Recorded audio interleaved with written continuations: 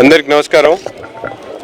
ఈరోజు పార్లమెంట్ అభ్యర్థిగా పోటీ చేయబోతున్నటువంటి పెద్దలు డాక్టర్ పెమ్మసాని చంద్రశేఖర్ గారు గుంటూరు తూర్పు నియోజకవర్గంలోని 5వ డివిజన్ రామిరెడ్డి తోట, ప్రకాష్ నగర్ తదితర ప్రాంతాల్లో పర్యటించడం జరిగింది.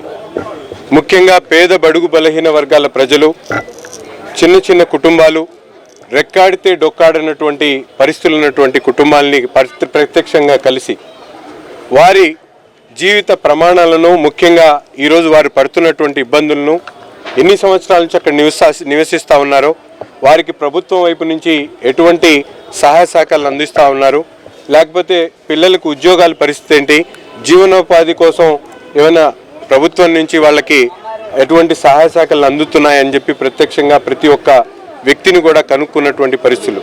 అలాగే వారికి భరోసా కల్పిస్తూ తప్పకుండా రాబోయేటువంటి తెలుగుదేశం ప్రభుత్వంలో పెద్ద ఎత్తున పేదల కోసం ప్రత్యేకంగా ఇటువంటి జీవన విధానాలు ఉన్నటువంటి ప్రతి ఒక్కరికి కూడా అండగా ఉంటాయని చెప్పి ఒక భరోసా కల్పించేటువంటి కార్యక్రమంతో పాటు తెలుగుదేశం పార్టీ ప్రవేశపెట్టినటువంటి సూపర్ 6 కార్యక్రమాల గురించి ప్రత్యక్షంగా ప్రతి ఒక్కరికి కూడా చెప్పినటువంటి పరిస్థితులు.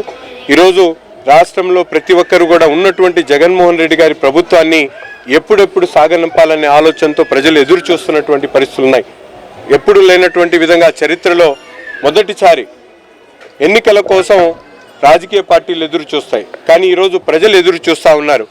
ఎప్పుడు ఈ ప్రభుత్వాన్ని గద్దె దించుదామని చెప్పి ప్రజలందరూ కూడా ఒకే ఒక ఆలోచనతో ఉన్నారు. తప్పకుండా గుంటూరు తూర్పు నియోజకవర్గంలో తెలుగుదేశం పార్టీ, జనసేన కూటమిని, అలాగే పార్లమెంట్ అభ్యర్థిగా పోటీ చేస్తున్నటువంటి పెమ్మసాని చంద్రశేఖర్ గారిని ప్రజలు నీరాజనాలు పలుకుతూ ఉన్నారు. తప్పకుండా వారి ఆశీస్సులతో రాబోయేటువంటి రోజుల్లో గుంటూరు నగర అభివృద్ధిలో ప్రతి ఒక్కరూ కూడా ప్రత్యక్షంగా పాల్పంచుకుంటామని చెప్పి ఈ సందర్భంగా తెలియజేస్తా ఉన్నాం. ఈరోజు మన గుంటూరు ఎంపీ అభ్యర్థి పెమ్మసాని చంద్రశేఖర్ గారు డోర్ టు డోర్ క్యాంపెయిన్లో ప్రజలు ఏ విధంగా ఇబ్బందులు పడుతున్నారా, వాళ్ళ సమస్యలు ఏంది అని తెలుసుకుంటున్నారు. ఆయన రేపు అధికారంలోకి వచ్చిన తర్వాత ఏం చేయాలనే ముందు ఆలోచనతోనే ఇక్కడ అందరికి అనుకుంటున్నారు.